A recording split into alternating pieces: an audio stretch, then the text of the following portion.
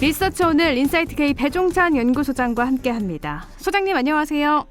안녕하십니까, 배용찬입니다. 네, 먼저 알아볼 건 흥행에 대성공한 이제 코앞으로 다가온 국민의힘 전당대회 관련한 조사부터 좀 보도록 하죠. 네. 이준석 독주가 계속되고 있습니다. 오늘 내일 이제 국민 여론조사가 실시되고 금요일 이제 누가 당대표가 되는지 이제 발표가 되는 것이거든요. 네.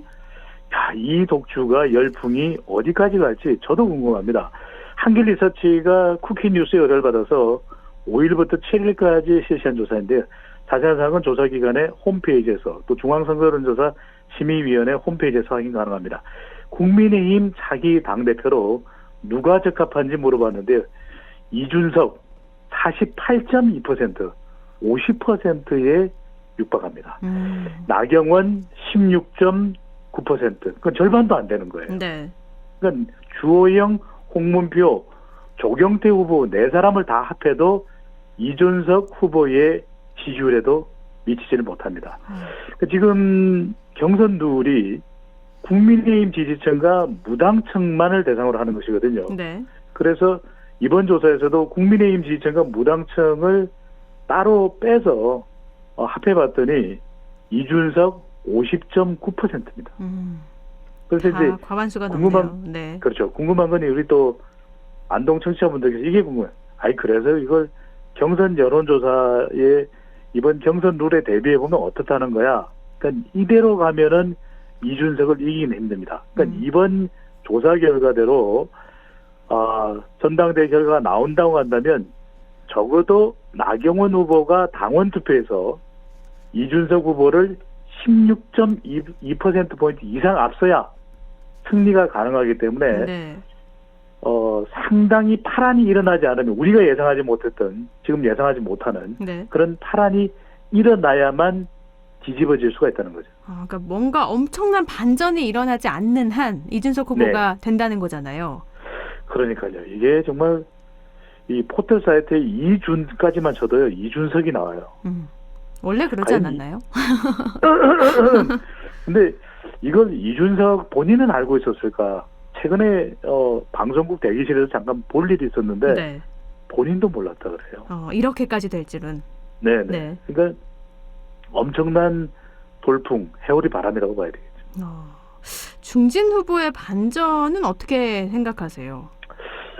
글쎄 이걸 뭐 없다고 할 수는 없겠죠. 없다고 하면 정말 이 중진 4명의 후보는 반응이 싸늘할 텐데 그러다 보니까 요즘에 국민의힘에 소속된 의원들은 참 신중하더라고요. 입조심도 하고 너무 이준석을 또 밀어주지 않으려고 좀 신중하고 또 그렇게 태도를 보이는데 우리가 여론조사로 보면 참 아마 파격적인 돌발 변수가 발생한다면 모를까. 지금으로서는 중진의 정말 파격적인 반전 참 쉽지는 않을 것으로 보입니다. 네, 전당대회 날짜가 가까워 올수록 더 여론 지지율이 높아지는 추세라서 과연 반전이 일어날 수 있을까 지금 그런 분위기네요. 안동 상황은 어떻습니까? 서울에는 이렇게 이준석 바람이 또 인터넷에는 불고 있는데 안동 상황이 궁금하네요. 겉으로 다 내색은 안 하시니까요. 알겠습니다. 네, 제가 알 수는 없네요. 네. 더불어민주당은 지금 또 비상이에요. 네. 부동산 전수조사 결과가 발표가 됐고 연루 의혹이 있는 12명 의원 출당, 탈당을 권유했는데 정당 지지율에도 좀 영향이 있을까요?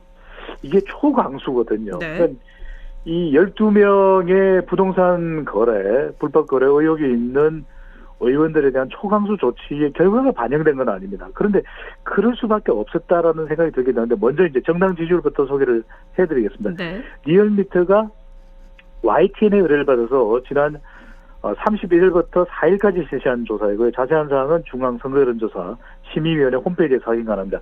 국민의힘 38%, 더불어민주당 29.7%, 거의 8%포인트 이상 차이가 나거든요. 그러니까 국민의힘이 이렇게 앞서가고 있는 여론조사 결과도 있기 때문에 그만큼 초강수를 둔 것 아닌가 이렇게 이제 풀이해 볼 수도 있을 것 같아요.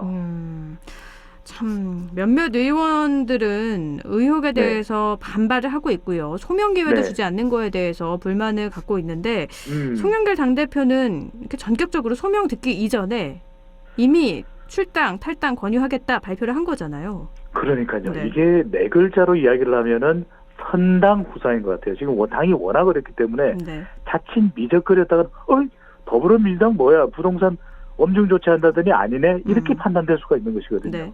또 한편으로는 억천마속이죠. 개개별로 이제 의원들을 따져보면 분명 좀 억울한 경우가 혹 있을지도 모르겠어요. 네. 근데 그걸 다 이렇게 이야기하고 또 논란이 되고 또 밝히는 과정이 또 지연되다 보면 그만큼 당에는 또 타격이 될 수 있거든요. 곧 이제 7월 8일 되면 이제 차기 대권 후보로 접어드는데, 그러니까 송 대표로서는 어쩔 도리가 없었다.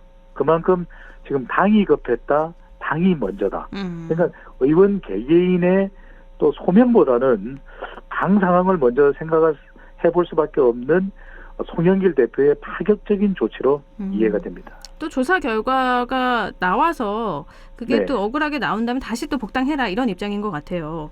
그러니까요. 근데 네. 그렇다더라도 한번 이런 이미지가 더 씌워진 의원들에게는 그쵸. 정말 타격이거든요. 특히 네. 이제 우상호 의원의 경우에는 중진 사선 의원에다가 서울시장 당내 보궐선거까지도 경선에 출마를 했었는데 이게 상당히 이미지에는 분명히 이번에 12명의 의원들에게는 큰 타격이 되는 것이면은 분명해 보입니다. 네, 워낙 부동산 이슈가 민감하기 때문에 의원들에게는 큰 타격이 될 텐데요.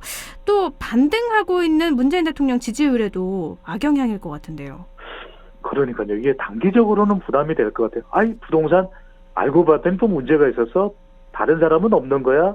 또는 선출직 광역단체장, 기초단체장까지는 파악이 안 됐거든요. 네. 그러다 보면 지난 지방선거 또 총선거에서 선출직으로 많이 당선됐던 것이 이제 더불어민주당 소속이기 때문에 그만큼 문 대통령에게는 단기적으로 부담이 될 것 같아요. 네. 그런데 왜 기왕 맞을 매면 빨리 맞는 게 낫다 그러잖아요. 강한 어스님. 네네. 그러다 보니까 이제 강행국에서도 아시다시피 이게 시간이 좀 지나면 중장기적으로는 부동산 가격 참 안정시키기는 쉽지 않거든요. 근데 또 하나 지금 중도층이나 MZ세대가 요구하는 것은 부동산 가격 안정도 중요하지만 부동산 시장 왜곡, 공정가치 훼손, 또 공공기관의 문제, 이 부패 세력을 발본색원하는 데 있어서 문재인 정부, 문재인 대통령이 얼마나 성과를 거뒀는지도 중요하기 때문에 중장기적으로는 독이 아니라 약이 될 수도 있을 것으로 보입니다. 네, 뭐 처음에 전수조사, 셀프 조사를 요청한 거니까요. 네. 그렇게 해서 그건 잘했다는 긍정평가도 있는데 정치 사회 현안도 좀 볼게요. 5차 재난지원금 논의 지금 되고 있죠. 추석 전에 지급이 돼야 된다 이런 여론도 일고 있는데 국민 여론 어떻게 나타났죠? 참 재난지원금도 복잡합니다. 전 국민인지 전 국민이 아닌 선별인지 네. 아니면 지급하지 말아야 되는지 전 국민인데 세대주에게 아빠에게 엄마에게 줘야 될지 네. 각각 다 줘야 될지 자 리얼미터가 YTN의 의뢰를 받아서 지난 4일 실시한 조사이고 자세한 사항은 조사기관의 홈페이지에서 확인하는 우리 청취자분들은 어떻게 생각하시는지도 궁금한데 이 코로나19에 대응하기 위한 5차 이제 5차나 되네요. 5차 재난지원금 지급을 둘러싸고 누구에게 지급해야 될지를 물어봤습니다. 네. 전 국민 지급이다. 약 38% 그러니까 40%에 가까우고요. 취약층 지급이 33.4% 아주 크게 차이가 나지 않습니다. 그러니까 여전히 이번 조사 결과를 보면 전 국민이냐 선별이냐.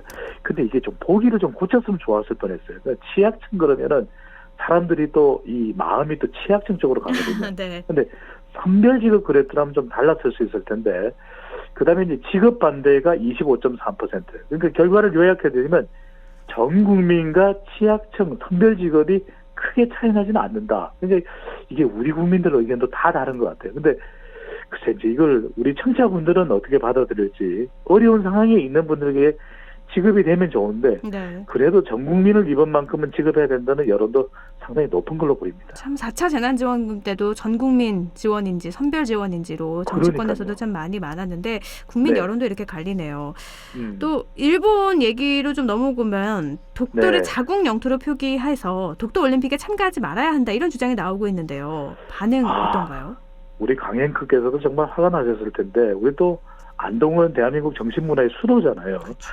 자, 우리 국민들의 여론은 어떻을까요? KSOI가 TBS 의뢰를 받아서 지난 5일, 6일 실시한 조사입니다. 자세한 사항은 조사기관의 홈페이지에서 확인 가능한데, 독도를 자국 영토로 일본이 이제 도쿄올림픽 지도에 표시를 했습니다. 그러다 보니 올림픽 보이콧 참가하지 말자 이런 주장이 제기되고 있는데 네. 여론조사 결과를 보면 무려 10명 중 7명에 가까운 67.6%는 참가하지 말자. 근데 이제 정부는 좀 선을 그었습니다. 정부에서는 공식적으로 도쿄올림픽에 참가를 한다고 하는데 참 이게 저는 서해 유성령 영의정께서 지켜보고 계실 것 같아요. 이러면 안 되죠.